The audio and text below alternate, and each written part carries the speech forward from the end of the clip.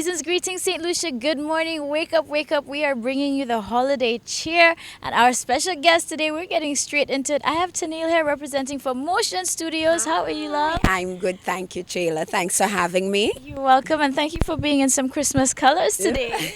And that definitely wasn't planned, but you know it's a good thing because it's all about the festivity. Yes. And Motion Studio this Sunday is putting on a very special production. It's always an annual thing. You guys always have an end of year production. This is actually our fifth annual end of year kids dance production.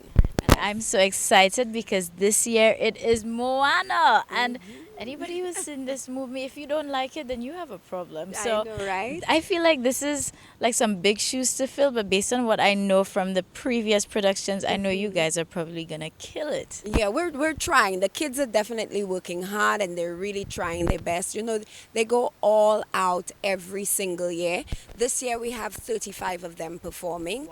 They're excited. They're working hard as usual. You know, they were very, very excited about the story itself of Moana and bringing that to life. We've had so many different stories that we've done over the past 5 years. We had Frozen, we've had Aladdin was last year, we've had the Beauty and the Beast, The Lion King, you know, and this year is Moana. And I think, you know, the kids just absolutely love the story of Moana, and to bring that to life is just super exciting for all of us. Yeah, you know, I think the thing with Moana too, especially for us, it's so relatable because we live on an island too, so you kind of understand some of the things going on, and it's just so beautiful, so much singing. I mean, even in the animated movie, so much dancing. So I'm so excited and really curious to see how you guys bring it to life. Yes, yes, yes. So you know, we're taking in all of the elements of the movie itself, and you know, just trying to incorporate it into dance.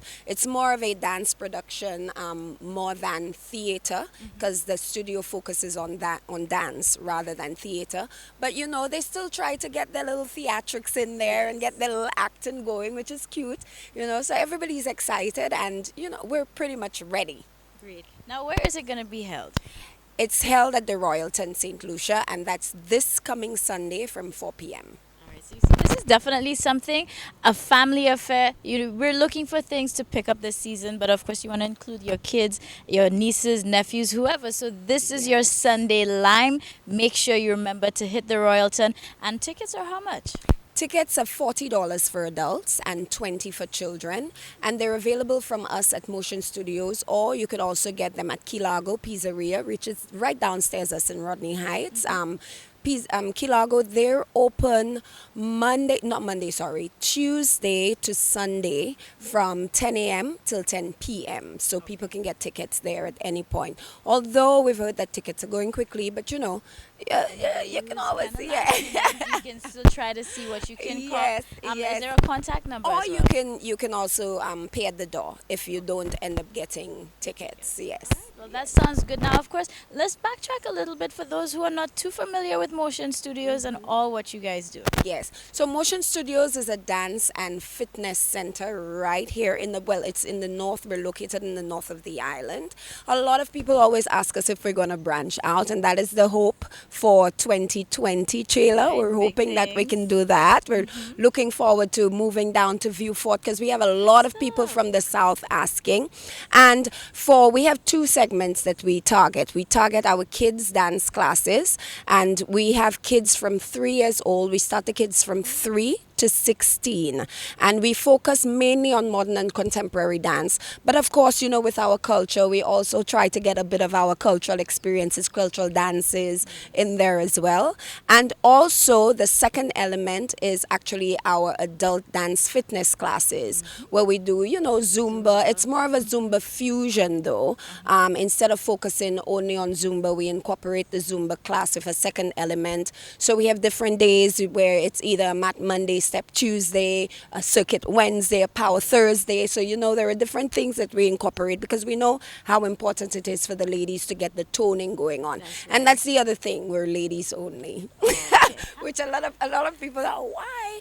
But you know, we really felt the need to have a space where ladies of all shapes and sizes can just feel comfortable, just come to a space where it's ladies only. They don't have to, feel uncomfortable or self conscious. They can just come in, do their thing, have some fun, and then go home. All right, Yeah. Racy. So that's all the vibes. Now you're in the know about Motion Studios. So again, remember that Moana the Kids production is taking place this Sunday. So 4 p.m. is when it kicks off. Get your tickets, reach out, and I know you guys are on social media, so We just share are. that. We are. We're both on Instagram and on Facebook. So you simply look for Motion Studios SLU either on Facebook or Instagram, and we're right there. And like Chayla said, it's a family event. We have lots of families every year that come out, just to experience that. We go all out, even with the mascots at the entrance and, the bouncy castle. We really try to make it a whole family affair. Yeah, it definitely feels like that. So, guys, don't miss out. And I'm just going to let you know DBS Jingle, well, Jingle DBS's Bells has kicked off already. And Motion Studio has given something very special. So, Yes. one of you, or should I say two of you, an adult and a kid, will get the opportunity to win tickets. So, make sure you tune in on Saturday.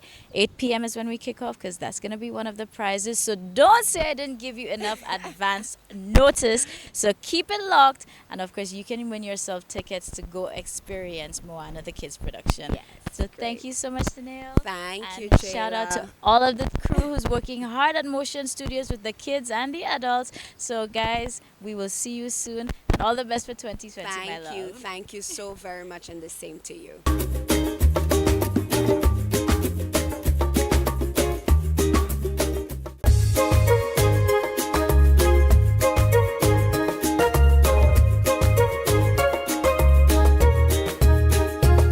Good morning to you, St. Lucia. We are about to continue with some more of DBS this morning, where waking you up in the know is really something we enjoy doing. So it's not going to be any different in this segment. Right now, our special guest for today is Mr. Marcellus Joseph. So, how are you today? I'm fine, thank you. And you? I'm feeling really good. Also, very excited because December is here. It's a wonderful month, and I know it's a special month for you too. It is. It's the most wonderful time of the year. Oh, you see, that's what I'm talking about. And of course, it's so exciting because Mr. Joseph is releasing part 2 of his series called Boyhood Days, and the launch is later this evening. Hence why I stressed on the fact that December is definitely a special month for him. Where did the love for writing, I guess, because now, of course, you have not just one, but part 2 of your Boyhood Days memoirs. So, you went into marketing, and I'm just like, but, I was expecting to hear something with literature or thereabouts. So, where did this come into play? Well, a friend of mine recently reminded me, that is Herman St. Helen, that from the time we were at RC school, I was talking about writing a book. And unfortunately, and I say unfortunately, I started writing 2 books in 2004. One I wrote as many as 200 pages already, and then I just stopped. And I was working at the Belfon at the time when I started those books.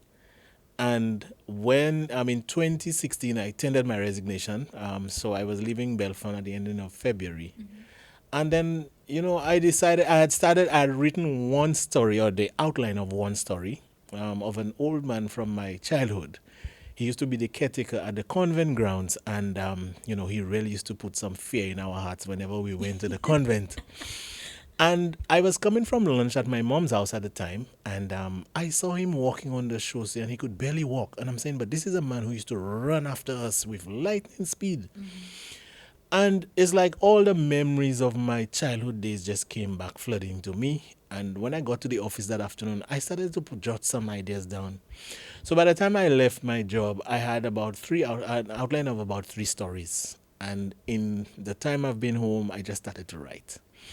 And Boyhood Days, which should have been 1 book, it turned into 2, then it turned into 3, and now it's a 4-part series. Nice. And but from school, I liked writing. I can recall my teacher, Mr. Deloney, at the RC school. One day he gave a composition, and I started a sentence with "and." And he said, "Marcellus, you're not a professional. You cannot start a sentence with "and." And all the students laughed at me, but I said, But sir, does it make sense? He said, yes, it does make sense. And I'm surprised for a young boy like you could write a composition and start a sentence with an. But since you're not a professional, I am not accepting that. And he deducted marks on it.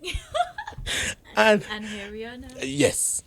And so, many years later, I continued writing. The good thing for me was at the Belfon, I was the corporate secretary. So whenever we had board meetings, I was the one taking the minutes. And, it just developed to the point where a few people who read my minutes said, a few of my directors, and even one minister said to me that whenever they read the minutes, they felt as if they were present at the meeting. And so that gave me the idea that, okay, maybe I can take it a bit further.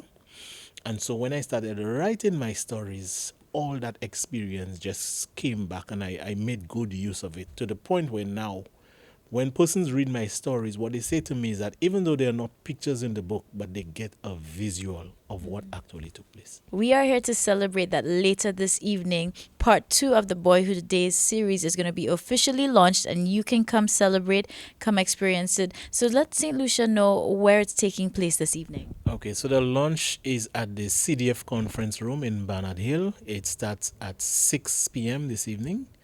And I'm going to be doing some readings from book 2, and possibly if we have the time, maybe one or two from excerpts from book 1, because when I launched book 1, there was a story that I read, and there was a part of it that I left out, and I regretted that. So I'm hoping if I can find the time after I read the story from book 1 and book 2, that I can probably go back and dig it up and bring some laughter to my audience, because a lot of the stories about things we did as children and all the fun that we had. And there are a lot of laughs. There are some serious stories, but it's all about laughter, the humor about it. Whoever feels, like it can just come to the CDF conference room at Barnard Hill, and they'll be welcome. So you come prepared, come get a little experience. Let's take some trips back down to memory lane as we get a nice account of that. And I think if you wouldn't mind, if you tease St. Lucia just a little bit, I think I'll allow you to read a quick excerpt, and let's see how we can entice everybody so that you make sure you're here this evening. A lot of people will be able to relate to it. I call this one Land of Smoke, and it was simply because following a group of friends one night, I ended up in the yard of Wally Richardson. It was a place where marijuana used to be sold, and the Rastas used to be there smoking. And the night when I ended up there, it was smoke everywhere, and I panicked, because I know my mom would kill me if she found out. So it goes like this. The night I entered the Land of Smoke, I immediately felt sick to my stomach.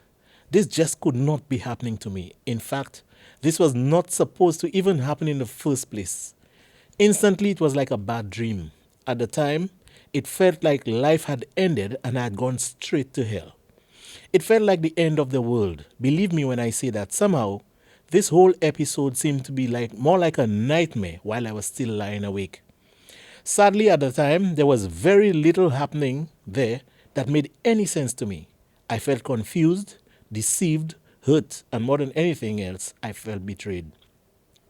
Almost immediately, I could hear my mother's voice of admonishment ringing in my head in her usual Creole language saying, "What are you doing there? Ki sao ka fe la?"